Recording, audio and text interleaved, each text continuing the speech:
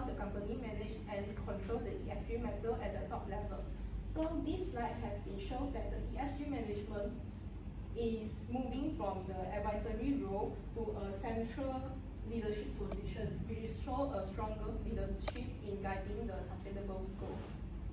So the SSG now is direct report to the ESG team, which is improve the alignment. For the certificate part, the ISO 45001 is mainly focusing on the health and safety, and for the ISO 14001 is focusing on the quality management system. And last is the ISO 9001 is focusing on the 14001 is focusing on the environment management, and the 9001 is focusing on the quality management. So overall, in the government's part, the most important is the VSG and the SSG. So VSG is set the strategic sustainable goal, and the SSG is ensure the timely communications. So these two combined together can speed up a decisions making and to ensure a sustainability strategies. Now I will pass to Hui. Alright, thank you, Kevin. So now I would like to talk about two challenges which is identified from financial and ESG analysis, and also I will talk about the recommendation. So first, I would like to discuss the financial challenges. From the analysis, you can see that the company have shown us a clear sign of recovery, such as a higher revenue and a positive EBITDA. However, the profitability remains very weak.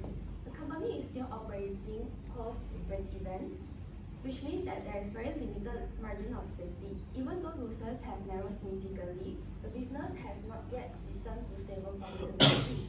Because of this situation, any small changes in market condition or in demand could easily push our company back into losses.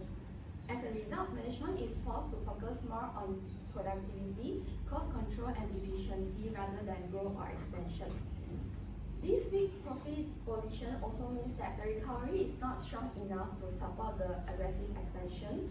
This company has limited resources to reinvest in new technology or innovation, which are important for long-term competitiveness. In the long run, this creates lower financial flexibility during market downturns and leads to a slower and more suitable caution growth trajectory. This is why financial challenges were selected, because they pose a direct and an immediate risk to the company's long-term stability. Next. Now moving on to ESG challenges, I focus on the social issue, specifically in the employee safety risk. And from the ESG data, we can see that the overall safety performance have improved with the 100% safety coverage and lower lost time injury frequency rate from 2023 to 2024. However, despite this improvement, there also have one fatality case occurred in 2024. This is a very important point because it shows that the serious safety risks have not been fully eliminated, especially in high-risk tasks and critical operations. A fatal accident usually indicates gaps in the risk management, such as a weakness, safety procedure, supervision, or enforcement during dangerous activities. From a business perspective, employee safety is a high-impact safety issue. Even a single fatal incident will lead to legal consequences, stricter regulatory scrutiny, operational disruptions, and also damage to reputation and employee trust. Next.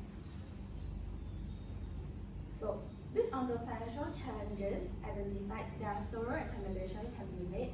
First, the company should focus on stabilizing the profitability before pursuing to any aggressive expansion. This can reduce the financial risk in an uncertain market environment.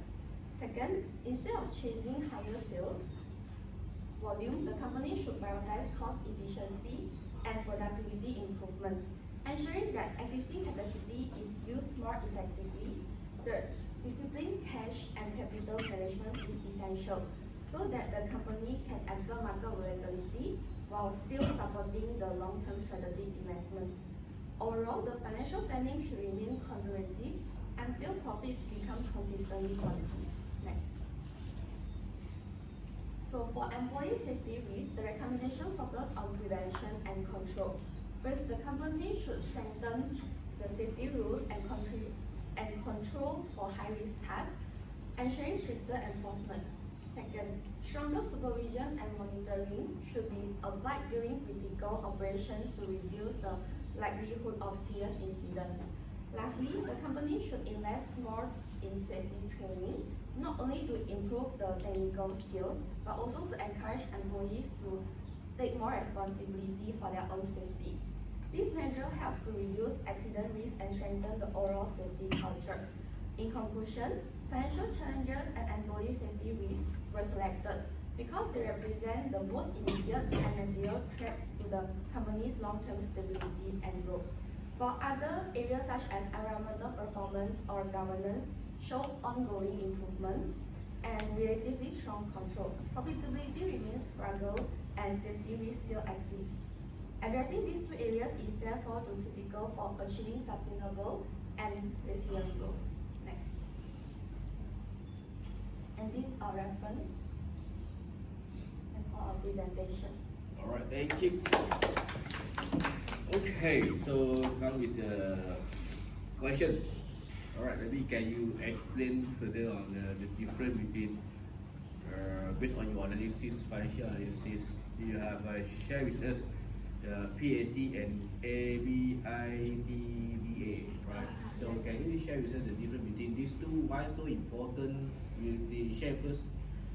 What's the difference between these two, and why this is important to the company?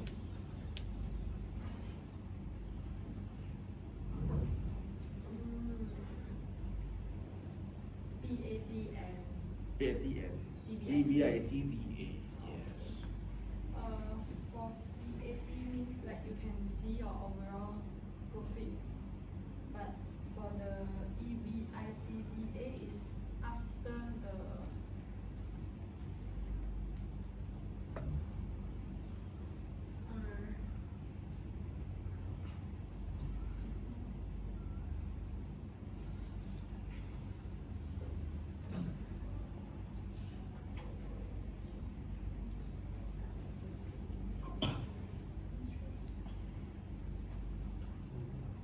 one is net profit and one is like before the tax and all. Before the tax. So in this case, the PAT after you calculated the tax, this one before the interest and tax. So what's the significance? You are showing these two. Is it different or is it? It's different thing, but I don't really know. Okay. Because you want to see when you are presenting, right? You want to see what the major, difference, right, between the ratio, right? That's why you highlighted. So there must be something impact when you are sharing this, right? So I believe EBITDA is more to operation, okay? Vendor saying something there, huh? More towards the operation, okay? To see how efficiency of the operation. That's why we see on EBITDA, right? For the PAT is more on how we evaluate the profit, okay, not based on the revenue, but for the IBDA is more on the operation now. Okay, so if I say the operation is efficient, so ABTDA will be increased. So that's why they did better in 2024, right, compared to 2023, even though the profit both is negative. If you see PAT, right.